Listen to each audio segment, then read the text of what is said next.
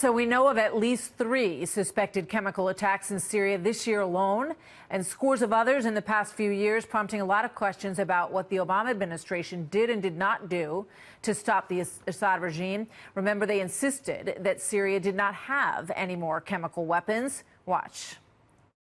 The secretary released a statement on the remaining removal of chemical weapons from Syria. All of the declared chemical weapons now are out of Syria. And that would have been good news. It has turned out to not be the case. Marie Harf joins me now. She's former State Department spokesperson. You saw her there back then, and now a Fox News analyst. So, Marie, you know, when you watch what has happened over the last several years, your thoughts on the assumption at that point that those chemical weapons had been cleared out of Syria? Well, looking at that clip you just played, there was one word that was very key there, and it's the word declared.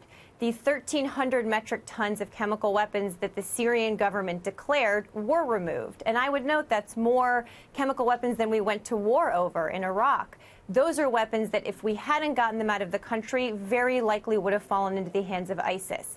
But, and I say this honestly and openly, clearly the Assad regime either kept some weapons and they didn't declare them, or they kept the ability to produce more. So clearly not everything was out, and now we're facing a situation where, because of that 2013 agreement, we were able to get a huge portion of the weapons out, but not all of them. And President Trump has a very serious decision to make in the next coming days. Yeah, I mean, we all remember the red line, and President Obama clearly stating that if that red line was crossed and he saw, as he put it, I believe, a bunch of chemical weapons moving around, they would take action. But then the action that you discussed at the podium there was the substitute for actual military action, the belief that those chemical weapons had been cleared out. I mean, you know, obviously, you always have to assume that someone like Assad is not necessarily going to declare everything that he has, and that leaving him in power, President Obama said time and time again, he must go.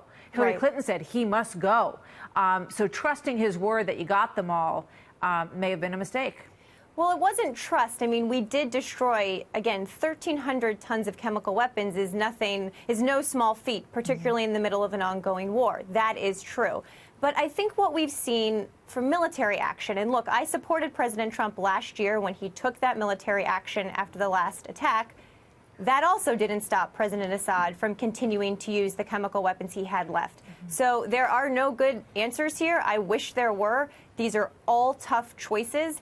We took the choice of getting out a huge amount of chemical weapons, particularly because a number of Republicans in Congress would not give President Obama the authority to strike militarily. We asked them and they said no. Now they're singing a different tune. But again, if taking military action stopped the use of chemical weapons, this latest attack wouldn't have happened. So President Trump has put down a lot of rhetoric, which I think is appropriate. Now it's a question of what will he do. And military action, which I think is appropriate, has to be matched with an ongoing diplomatic, strategic plan to address this and not pull out before we're ready in Syria, because the Russians and the Iranians will fill that vacuum and it will get even worse, Martha. Understood. Marie, thank you very much. Thank you.